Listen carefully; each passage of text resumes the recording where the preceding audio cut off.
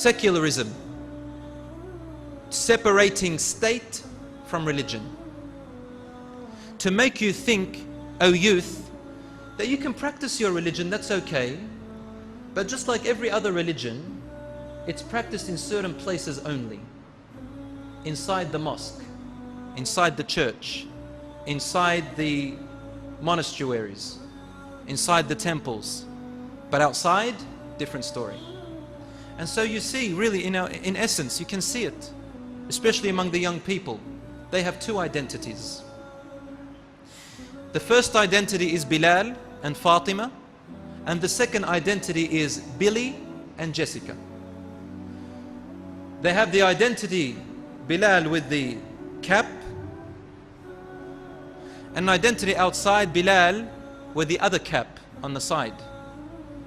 I mentioned the cap, what I mean by it's just a symbol. The cap is not really something that is everything in Islam. Mainly it's the character and the identity. But what I mean by that is the identity is changed. Fatima with a hijab. Outside, Fatima, different story, tight clothing, and so on and so forth. The whole perception is changed. Embarrassed to show their deen, as though it's just inside. At work I'm another person, at home I'm another person, in the masjid I'm religious, out in the street I'm something else.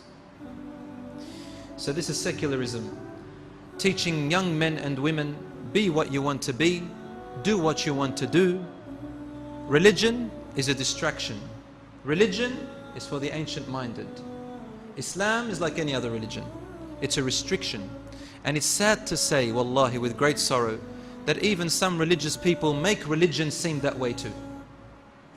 We make it look like it's rules, rules, rules, do this, don't do that, rules, punishment, sin, hellfire. Why? Why do we do that? This is not how the Prophet ﷺ revealed Islam. My brothers and sisters in Islam, for the youth to be on the right path, we need to understand the youth. Number one, a teenager has hormonal overdrive. Their hormones are all over the place. Number two, scientifically proven, the frontal lobe of the teenager has not fully developed yet. Do you know what the frontal lobe does? The frontal lobe is responsible for reasoning, decision making, and solving problems. In a research by the National Institute of Mental Health and University of California, they said that the development of the frontal lobe occurs from the age of 4 years old to the age of 21 years of age.